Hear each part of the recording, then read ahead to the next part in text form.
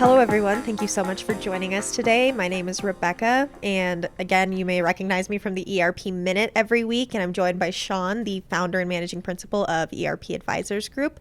Today, we are going to go over the SuiteWorld conference that we just attended in Las Vegas last week and just discuss some of the major advancements that are coming from NetSuite and kind of give you guys our take and what we see for the company in the future. So thank you so much for joining me again, Shawn. Sure. Yep. Glad that you are able to join, especially at the conferences. It makes a big difference. We can really cover a lot more with both of us there. Yeah, and thank you so much to NetSuite for hosting us. We really appreciate it. It gives us the opportunity as independent consultants to really learn more about the information and then bring it back to our teams and then also our clients who are evaluating different solutions. So just to get it started, I know the theme of the conference, according to Evan on the first day of the keynote, was Suite Up.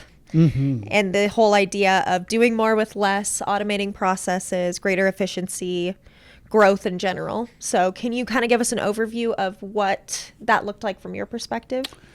Yeah, I think maybe a little bit of a trend too with some of the other vendors that we've seen this year. But I think NetSuite is really expanding beyond the apps for sure and going into the technology platform. Again, I think that's a trend for sure across all of the vendors. But NetSuite has this unique variable to it, which is this tiny company that owns them, basically called Oracle, right? So you can probably talk to how you're even seeing, like for EPM, some of these solutions coming together, the enterprise performance management with NetSuite and the Oracle tools.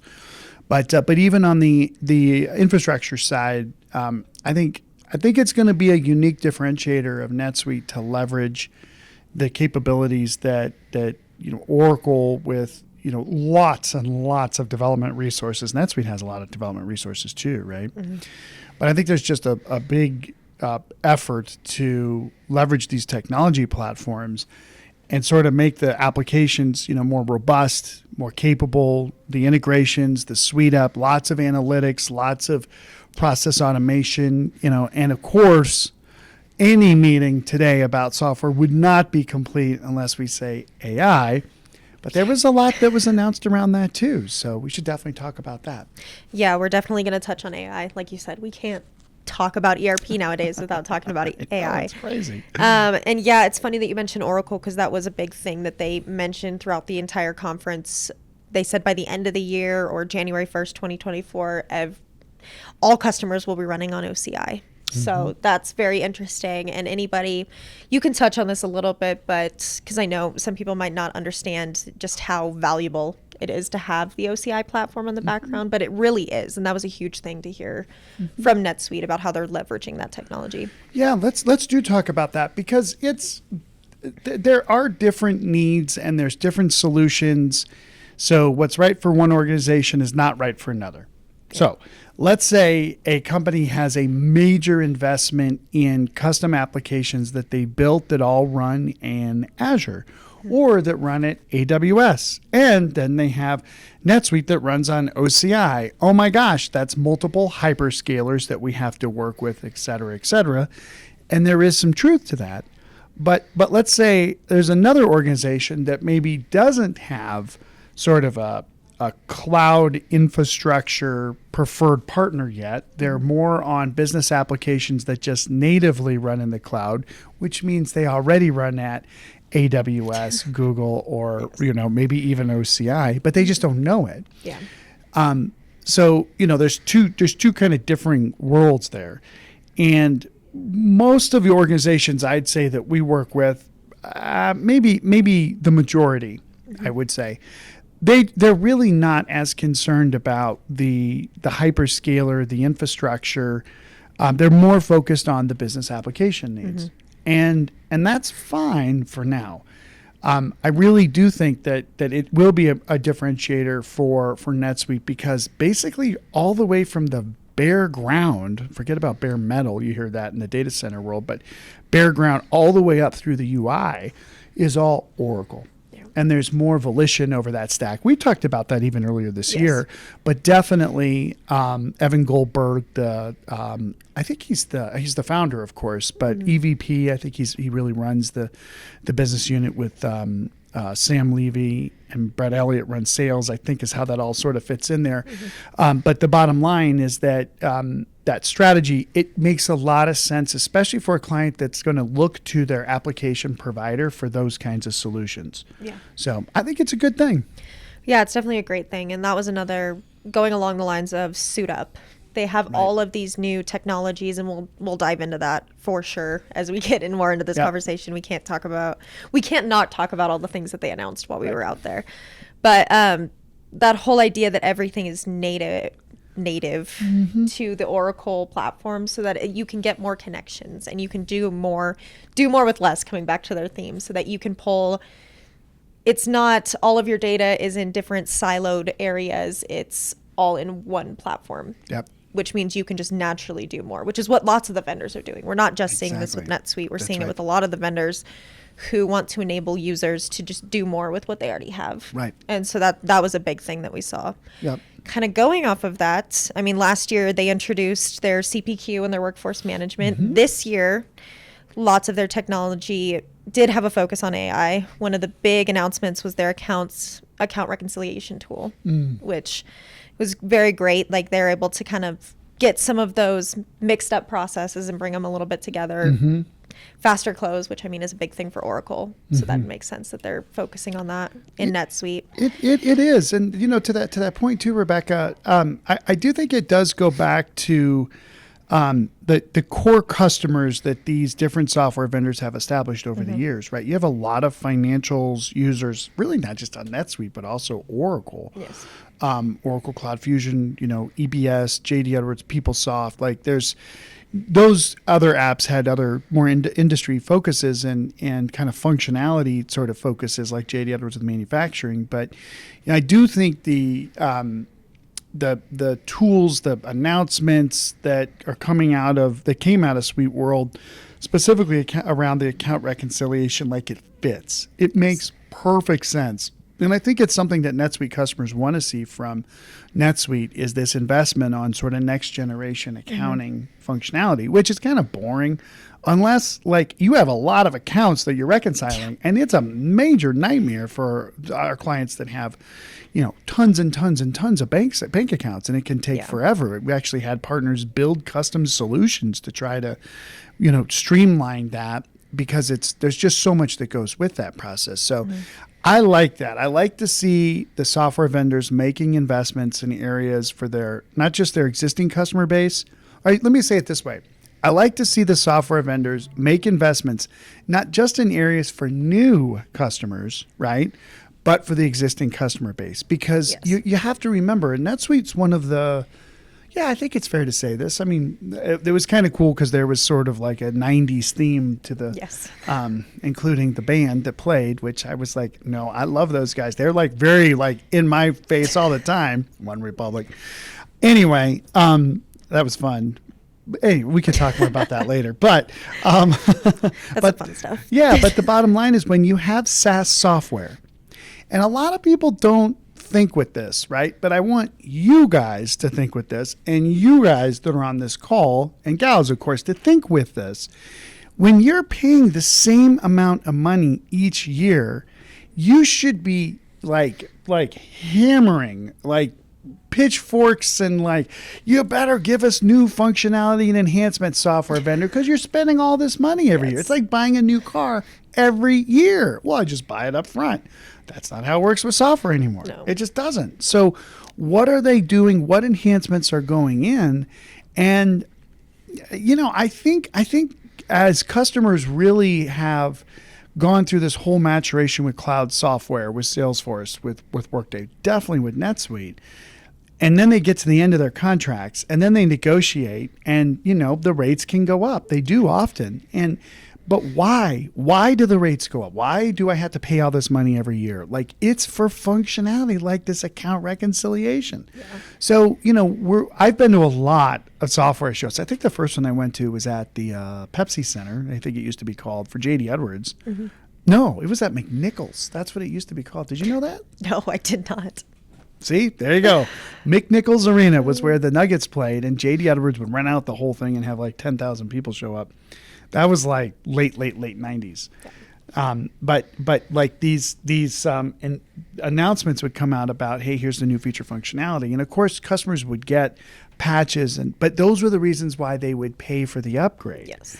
Well, you just pay for the upgrade every year now, and there's 2 major upgrades. And so, long story short, I'm just trying to say NetSuite, of all of the vendors that are in the SaaS model, which most of them are now, NetSuite, I think, understands that fundamentally. Like, hey, we got to get enhancements out to our customers because we might be charging more for it later, right? Mm-hmm. But also because they're paying for it. So anyway, long story short, that was great. No, and you're definitely right. And going along those lines was the EPM solution, Enterprise Performance Management, for those of you who might not be as familiar with the acronyms. I want to really stress, though, that it's not a single solution. I know that some vendors do offer a single like EPM solution. This is coming from Oracle, and because it's coming from Oracle, it makes it a little more of a seamless attachment to NetSuite, and so that'll really be beneficial to clients. But it includes the planning, so NetSuite planning and budgeting, financial close, which is this new account reconciliation, and then also financial close management. And then we also get into the enhanced reporting, which we'll talk about a little bit later, which is tax reporting, narrative reporting, and then also profitability and cost management. So can you get into a little bit what this means for the clients? Yeah, I think as NetSuite customers, the first deal I did with NetSuite in the early 2000s was with a teeny tiny company that made custom shoes. It was called Newton Running Company. Actually, I just remembered the name of that. It was a small company in Boulder, but they just went crazy, right? But they wanted NetLedger, which was a financial system online. ASP was the model, application support provider. Now it's called SaaS and cloud. But you think about a company like that, or many other NetSuite customers over their history, and even larger customers where they have major financial reporting requirements. Mm-hmm. Without these tools that traditionally you'd have to go to a big, like one of the tier ones for, there were gaps that needed to be filled. And I think the customer base, the NetSuite customer base, especially in the financial sort of office of the CFO, is just getting more and more sophisticated. The needs are just higher. And so by bringing together NetSuite planning and budgeting, which has been out for a bit, important to note there too that NetSuite used to rely on basically Adaptive for that kind of functionality. And then whoop, that got bought by somebody else. Good timing on that. Now they have the NetSuite. It's really the Oracle, sort of the old Hyperion. That's it's the EPM solution was even brought down. Just a portion of what was Hyperion's brought down for NetSuite planning and budgeting, but it was just a portion of it. So now being able to layer in these other pieces, if you have a complex close, you have companies multi-book around the world, maybe even just in one locale that has a lot of complexity. These kinds of tools, they can really help get things done faster. Probably not going to eliminate staff. That's kind of the truth of what we always talk about. But if you have these really complex financial reporting requirements, you might not have even known that you needed these kinds of tools, right? And maybe if you came from a Fortune 50 company, or maybe you've used a OneStream in the past or whatever, you kind of knew it. But now, seeing NetSuite sort of get the scaling of these solutions right, I think is very exciting, because it has been an area where there could be more enhanced functionality that NetSuite could provide. But now sort of, again, not just leveraging OCI from Oracle, but now also some of the apps from Oracle and bringing that together. It's a little complex, got to work it out a little bit. But, it's a heck of a lot better than hiring 4 really expensive senior accountant people to do this stuff manually in Excel. Yeah, definitely. And then that also kind of leads us into another thing, bringing in technology from other sources. They did close their acquisition of Nextechnik, which is going to bring them a field service management solution. So that'll be great. Lots of the vendors, I think, are investing in FSM to try and bring some more functionality, expand into some new industries. And it's just kind of funny because there's always been a need for it. Yeah. But I think more more vendors are breaking into that market. Would you agree that you're seeing a lot of that? Absolutely. Yeah. And that field service management, FSM, funny enough, we've liked NetSuite for, how do I say this? It's been a weird area of software. I'm just going to be honest. That's what I always do, right? That's always the best bet. Yes. And again, call us later if anybody's hearing this and needs to correct me. But there's been sort of a historical approach around construction management solutions, construction software management, CSM, construction sort of applications for job costs, kind of field stuff. And that's not quite right for a big field services firm. There's been very specific solutions like IBM Maximo and ServiceMax and ServiceTitan, all these big, sort of relatively bigger solutions for field services, which are good, right, for certain instances. But maybe we don't need that big. Wouldn't it be great if it was all built into one, right? Frankly, that's kind of where IFS is, and IFS is growing like mad. We've talked a lot about them, and we've done a lot with them. But in the NetSuite space, or in this, let me say it this way, in the space of a tier 2 ERP where an organization has maybe a little bit of field services, maybe it's 100 people, that's a lot, don't get me wrong, but it's not like wicked, super crazy, complex stuff. Wouldn't it be great if that solution could sort of integrate with the rest of the ERP with procurement and enterprise asset management and all that stuff, right? And I think we've actually done 3 or 4 projects with NetSuite and Next Techniques, Next Service already.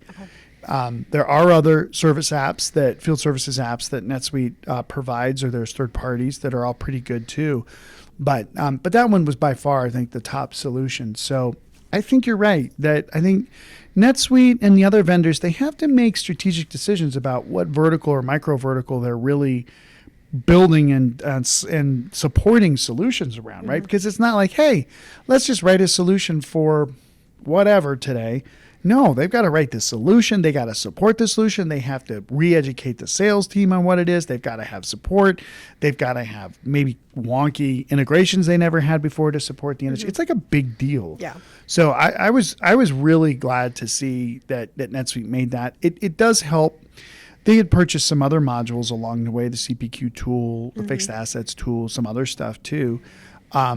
Advanced manufacturing, but this is one that it's very applicable with a lot of our customers that we're in right now. So I think it's pretty good. Yeah, definitely. Now, I have to ask you, Rebekah, on all these questions. What do you think? What did you see? Because you were in a lot of these sessions and checking stuff out. Yeah, I think that there's lots of really great functionality, and I'll talk more about the stuff AI. I get excited about all of that. I think it's just getting applied so well throughout all of it. I did not get to see the FSM solution. That one's still kind of in beta. They're still figuring some things out about how they want to offer it to customers, but I think it's going to be great. Just all around, I think the biggest thing was just ease of use from what I saw, just in demos, and also getting the data, kind of what we talked about with Infor, making it a lot easier for clients to use their data instead.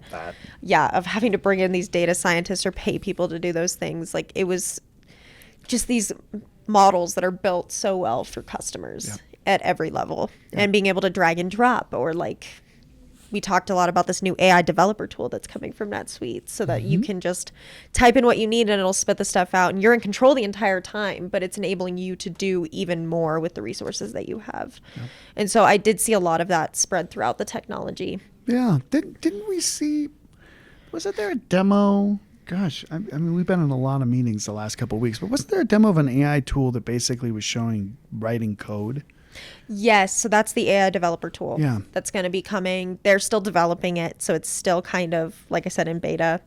And what it's going to be is developers can go into the system. They can have the system run kind of an analysis of what's going on, see if there's broken code, see if there's somewhere that it can be fixed. And then these developers who know their jobs, know what they're doing, it'll spit out suggestions for them. And the developer can plug that in, and they can run acceptance tests and different things within the system. And so that's going to be huge. That was something that's just, wow, technology's already at a point where we can have it write code. And obviously the developers can still go in and have control over it, so that they know if there's changes being made, and they can also communicate those things to their teams. However, something that may used to take an hour or two for a developer to try and find the problem, write the new code, figure it out, run it. It's now going to take people 15 to 20 minutes. Right. And it's insane that that's where technology's at, or it's going to be in a few months. Yeah, I think we had the opportunity to go the night before you came. I got the opportunity to go to the Sphere in Las Vegas that just opened up. That's like crazy. Yeah. And there's like these AI sort of interactions that you get to partake in before you do whatever you do in the Sphere. I'll leave that as a secret for people to figure out on their own. But there was a quote that basically said, I wish I had it, but it basically said something like, don't worry about all the mundane tasks. You do all of the fun activities, right? It was like the robots were saying, we're going to take over and you're going to be happy that we take over. Because, you know, I always just think of that movie, the Disney movie, the one with the little robot, and it shows the people on the spaceships and they're going around, you know. Do you know which one I'm talking about?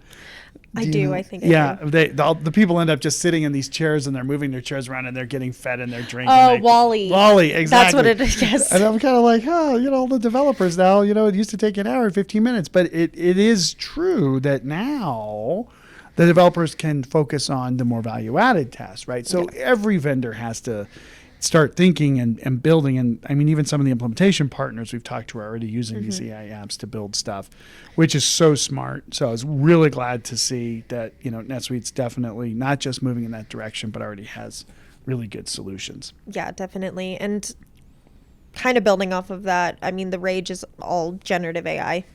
Everyone wants to talk about that, what it's going to do. And that's essentially what that code is generating new content.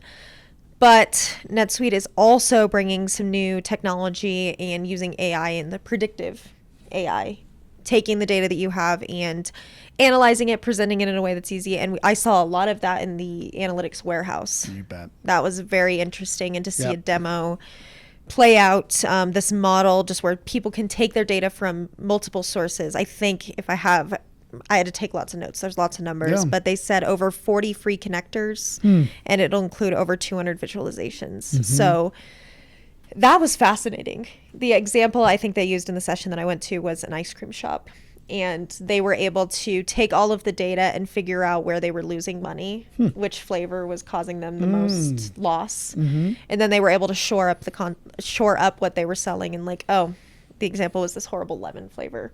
Where they're like, that one's where we're losing the most money. No one wants to do that. But they wouldn't have known necessarily had they not been able to pull all of that data from all of their resources and then also figure out, wait, the vendor's also always late in bringing us this. So we're paying extra for something. And this is just an example. Yeah. But the system is able to pull that data so that they know we're not getting the stuff that we need. So then we're taking longer with the vendor. We're actually paying more for our supplies and it's not selling very well. And so just super interesting stuff coming from the predictive AI. Even though people want to focus on the generative, there's also so many cool things coming out of the reporting tools. Yeah. And I couldn't agree with you anymore when I participated in a quick conversation with one of the implementation partners that we're working with that's actually at a client of ours, and they were going to do a session on it. And the guy's like, hey, let me show you some slides. And basically it was around the NSAW, the NetSuite Analytics Warehouse, and how this sounds so simple. Well, I'm just going to say what I'm going to say, and then I'll tell you what I think is super cool about it. Basically, a lot of people don't understand that an ERP is, while it's called transaction processing, it's not really meant for a lot of transactions. Of course, if you're entering sales orders and you're entering purchase orders, of course.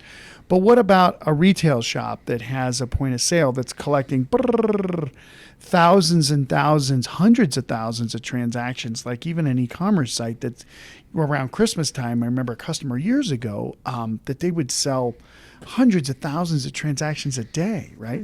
We don't need that information in the ERP. And I think in the NetSuite ecosystem, the partners would get creative about where to put those transactions and then decide, kind of like build logic around how do you build the journal entries off of that to then put the journal entry in the new ERP. Now, for people who've been around for a little bit, you may say, that sounds like a subledger.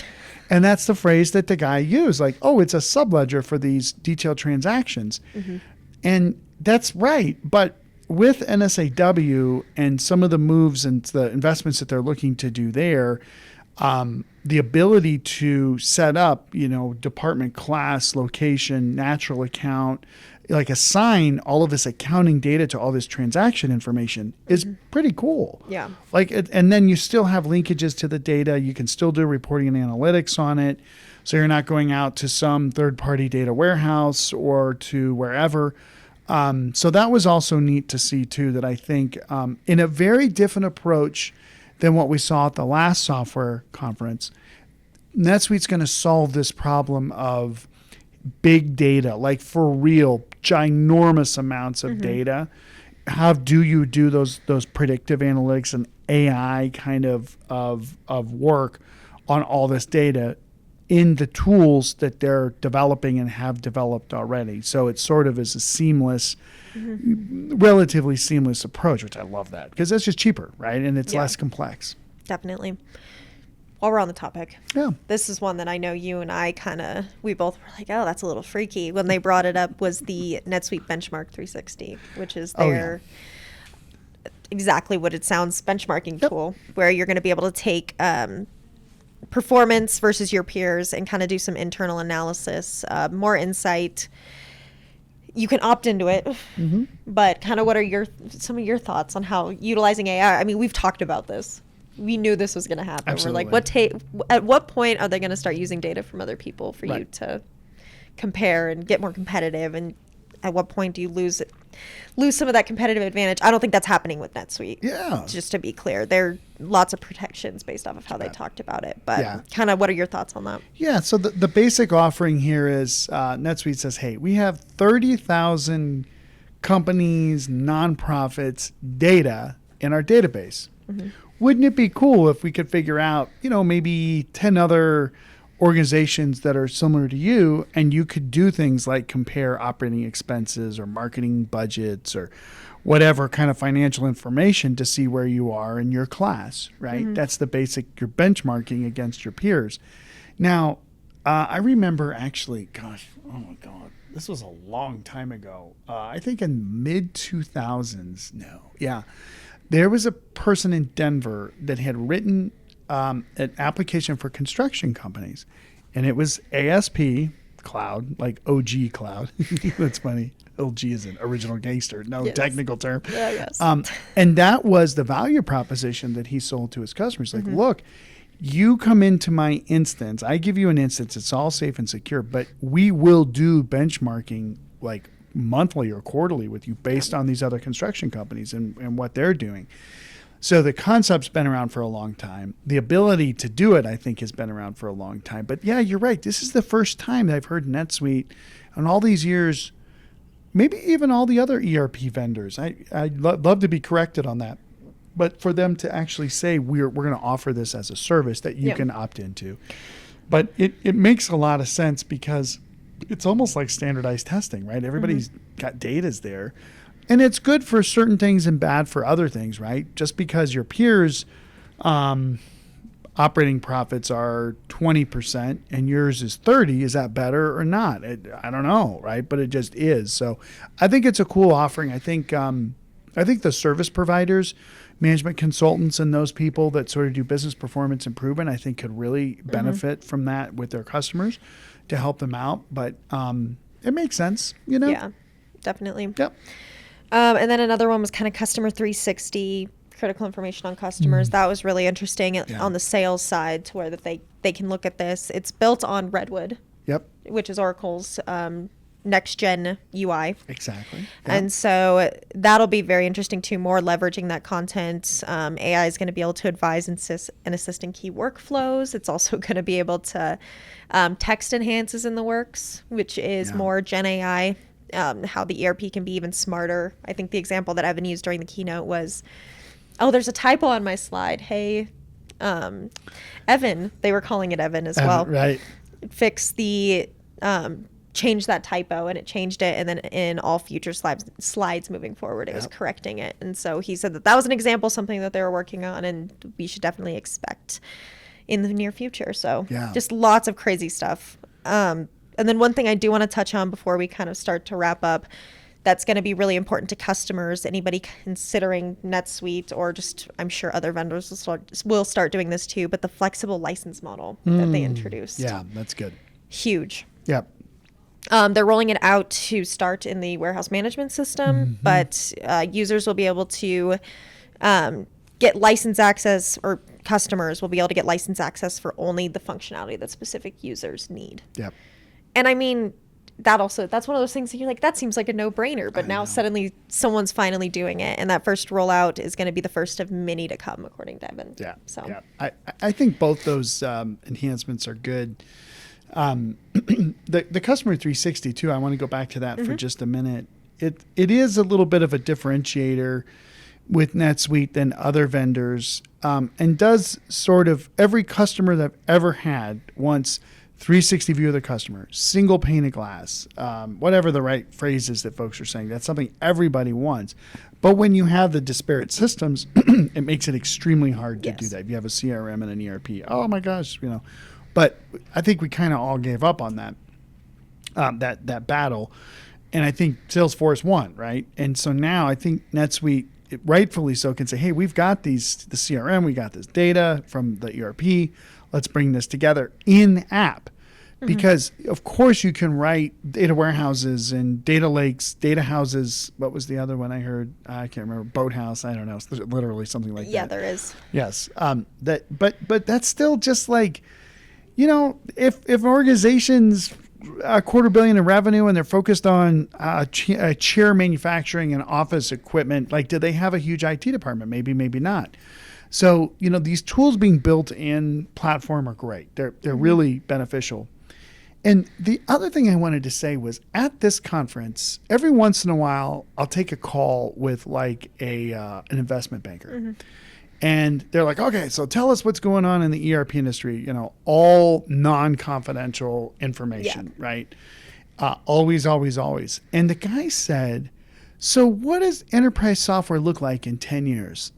This was the second time in 1 week where I literally didn't know how to answer the question. Yeah. I had some other random question that somebody asked me about how we're, to structure the business so that it was a total different topic. But I said, I have no idea. And I was like, I never say that. Like, I never have no idea. I literally don't know, because you look at the 360, you look at the other enhancements we've talked about from NetSuite, the user sort of right-sizing users based on what they need. And ultimately, Oracle's strategy with NetSuite, Cloud Fusion, all the rest of the apps that Oracle sells, they want to be the one-stop shop, right? Yes. And even partnerships with JP Morgan Chase and benchmarking and all of these things, like, that's the only place you go for technology. We all know that's it's not real. Even NetSuite would be the first ones to say we have a huge ecosystem for other solutions. We can't be a one-stop shop for everything. Yeah. But I think in 10 years, well, let me say this. I think in 20 years, I think there are one-stop shops, right? I really do think that this cloud well, first, this is a long esoteric discussion, and I'm going to try to keep it short. The networks that went in the late 90s and early 2000s were the predecessor for bandwidth. The physical layout. This is a really important lesson for anybody who's taking notes and writing about this stuff later, Nick. Good. That the infrastructure had to be laid out for bandwidth, high bandwidth. Yes. What was laid into the ground and in the sea at that time was 1,000 times more than anybody could imagine would be needed for bandwidth. Thankfully, right? Because that was a big effort, and it cost a lot of money and time and all that. Then you had this movement. Now we could move to cloud. Yes. Because you have the bandwidth can support the cloud communication back to a device or to whatever. Right now you have AI and ML, that machine learning and artificial intelligence and that can really add a level of intelligence that, maybe the software vendors and us have been selling for years, but it can really happen. Yeah. And so all of this comes together. And I really do think if you're buying ERP today, you're making more of a platform decision than you even know. Yes. I think we've got, we went to Infor. I had a quick meeting with Intact at their sales kickoff. We went to SuiteWorld. We're going to go to Acumatica's. We're going to go to Intact's conference. We'll go hopefully to Microsoft, SAP. We're going to figure those out. But you really are, even for the mid-size ERP, you're really betting on where things are going to be 10 years from now. Yes. And you don't want to change for 10 years, but you really do want your vendor to do as much as possible because it's so complex still. It's so crazy. Like I look at our business and we have 15 apps that we rely on and we're tiny. Yeah. But every single one of them is important and that you can't scale. You know, we had one guy recently who said, we got to go to Teams, right? Because Teams does everything. It does what Zoom does. It does what Evernote. It does what blah, blah, blah, blah, blah, blah, blah, right? And it's like, oh my God, that's right. It actually does. So I think the ERP vendors continue to just, and I think that's where NetSuite's going with this, is infrastructure level investments. Then there's sort of like, I'm talking deep infrastructure, like putting all of NetSuite in OCI on there in the data centers, et cetera, throughout the world. Big deal. That's a lot of money. Not that much difference for the customer because their apps are still going to run no matter what, but they're betting big on the future with that. Then there's sort of the technology architecture layer with AI, even the benchmarking with some of the other things that came out in order to enable the customer 360 even. Then there's the apps themselves, like with Next Service. And then there is sort of this analytics layering in that's going on too. And, you know, we have to be concerned about that as our clients' advisors. Our clients might not even understand all of what I just said. They might be like passing out while they're driving, listening to this. Wake up. Yes. Are we still awake? We're still awake. Good. I think so. But it's really important that I think, you know, even our consultants and even other advisory firms, if they hear this, sometimes our competitors listen to this. Hey, guys. Anyway, that they really are looking with this full stack solution because it's just going to get fuller and fuller and fuller in the next 10 years. I just think there's going to be less competitors. I think it's going to be more, you know, it's like Coke versus Pepsi, you know, but then look what happens. Then you get a lot of niche players that kind of come in too. So anyway, long story short, real long story, I'm excited after SuiteWorld because I just see that organization putting the investments throughout all of those different layers, not just in one area, not just in others. And I would look forward to hearing from the other vendors that they're doing the same thing too. It's important. And like you said, the vendors are investing in things that customers don't even realize are going to be so important to them. And that's huge. Yep. And so I'm glad that you and I get to see that and at least communicate that value. Exactly. So, well, thank you so much, Shawn. I'm going to wrap this up. We could go on forever. I mean, they had so many announcements, so many different things. So if anybody has any questions or you're wondering about specific functionality, please do reach out. I'm always available. Shawn's always available. Anybody on our team. So thank you again, Shawn. Thank you for everyone who joined us. We'll definitely have more of these, and we look forward to continuing to see what these vendors are doing. Thank you again to NetSuite for hosting us this last week, and we hope to talk to you all again soon.